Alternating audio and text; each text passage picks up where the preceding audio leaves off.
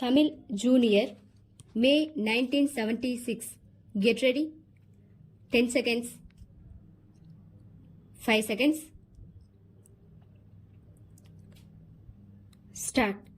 தலைவர் அவர்களே, இன்று தமிழக அரசின் சார்பில் அளிக்கப்பட்டுள்ள விவசாயத்துறை பற்றிய மானிய கோரிக்கையை ஆதரித்து என்னுடைய கருத்துக்களை தெரிவிக்க விரும்புகிறேன்.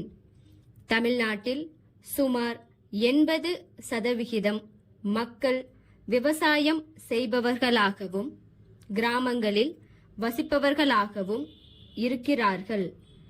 அவர்களில் பெரும்பாலானவர்கள் ஏழைகள் என்பதையும் அனைவரும் அறிவோம். ஆனால் அவர்கள் செய்யும் விவசாய தொழில் மிகவும் முக்கியமான தொழிலாகும். ஆகவே அவர்களுக்கு நாம் அதிக முக்கியத்துவம் கொடுத்தாக வேண்டும். எல்லா திட்டங்களையும் விட விவசாய உற்பத்தி திட்டங்களுக்கு அதிக பணம் ஒதுக்கப்பட வேண்டியது மிகவும் அவசியம். இந்த துறையை நம்பித்தான் இந்த நாடு, நாட்டு மக்கள், இந்த அரசு கூட இருக்க வேண்டிய நிலை இருக்கிறது. இந்த அரசும் இந்த நாட்டிலே உள்ள விவசாய மக்களுக்கு செய்ய வேண்டியவைகளை காலகாலத்தில் செய்து கொண்டு வருகிறது.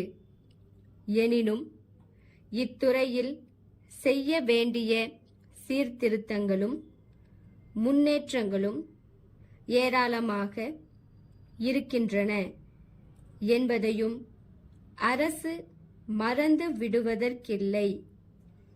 இந்த துறையுடன் மிகவும் நெருக்கமாக சம்பந்தப்பட்டுள்ள கூட்டுறவு, மின்சாரம், பாசனம், கால்நடை போன்ற துறைகள் இன்று வெவ்வேறு அமைச்சர்களின் கீழ் தொடர்பற்ற முறையில் இயங்கி வருகின்றன. இந்த நிலை விவசாய உற்பத்தி வளர்ச்சிக்கு உறுதுணையாக அமையவில்லை என்பது இப்பொழுது பரவலாக உணரப்படுகின்றது. இதனை கருத்தில் கொண்டு இந்த துறைகள் எல்லாம் ஒரே அமைச்சரின் கீழ் கொண்டு வருவதற்கான நடவடிக்கைகளை மேற்கொள்ள வேண்டும் என்று அரசை நான் கேட்டுக்கொள்கிறேன்.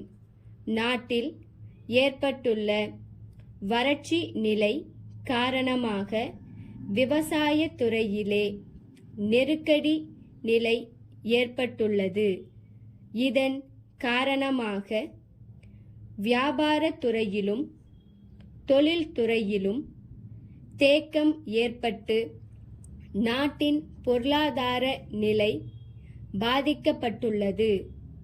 இந்த சமயத்தில் மக்களுக்கு தேவையான அத்தியாவசிய பொருள்களை விவசாயிகளுக்கு விநியோகம் செய்யவும் அப்பொருள்களை வாங்குவதற்கான சக்தியை அவர்களிடத்தில் ஏற்படுத்துவதற்குமான சில திட்டங்களை நமது அரசாங்கம் ஏற்கனவே தீட்டியிருப்பதை நான் முழு மனதுடன் வரவேற்கிறேன்.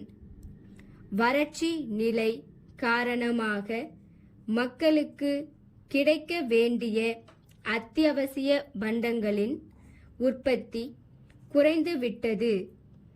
எனவே விவசாயிகளுக்கு போதிய வருமானத்தை ஏற்படுத்தி தர வேண்டிய பொறுப்பு அரசுக்கு உள்ளது. சென்னை, மயிலாப்பூர், ராஜா பட்டு துணி உற்பத்தியாளர்கள் மற்றும் விற்பனையாளர்களிடம் இருந்து திருச்சி பெரிய தெரு குமரன் துணிக்கடை உரிமையாளர் திருவாளர் வி.எஸ். கந்தசாமி அவர்களுக்கு அன்புடையீர், நேற்று காலை நீங்கள் தொலைபேசியில் பேசிய போது